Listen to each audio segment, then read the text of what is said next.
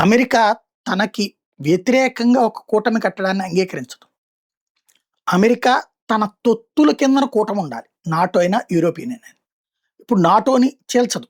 ఎందుకంటే నాటో చీలిందంటే రష్యాలోకెళ్ళిపోతారు కొంతమంది. మిగతా వాళ్ళు ఇటున్నా ఉపయోగం ఉండదు. కాబట్టి నాటోని చీలనివ్వదు. యూరోపియన్‌ని చీల్చాలనుకుంటుంది. ఎందుకంటే అమెరికాకి వ్యతిరేకంగా యూరోపియన్ నిర్ణయాలు ఉంటున్నాయి. అమెరికా వాడు భారత్‌ని ఇబ్బంది పెట్టాలనుకుంటున్న సందర్భంలో యూరోపియన్ వచ్చి ఏకంగా ఇక్కడ మదర్ ఆఫ్ ఆల్ డీల్స్ చేసుకుంది. ఒప్పందం చేసేసుకుంది. అమెరికాతో ఫ్రీ ట్రేడ్ అగ్రీమెంట్ కాలేదు. అక్కడ అయిపోయింది. ఈ నేపథ్యంలో యూరోపియన్ యూనియన్ చీలిక ప్రయత్నం జరుగుతుంటే, దాన్ని తిప్పికొట్టేందుకు యూరోపియన్ యూనియనే ముక్కలు ముక్కలైపోతుందా?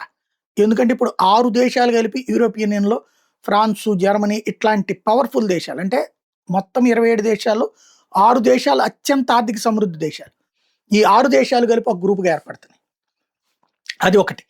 తర్వాత మిగతా దేశాలు ఇంకొక 2, 3 గ్రూపులుగా ఏర్పడేటటువంటి పరిస్థితి ఉంది. అందులో ఇప్పుడు యూరోపియన్ యూనియన్‌లో అమెరికన్ సపోర్టింగ్ గ్రూప్‌గా ఒక 8-9 దేశాలు.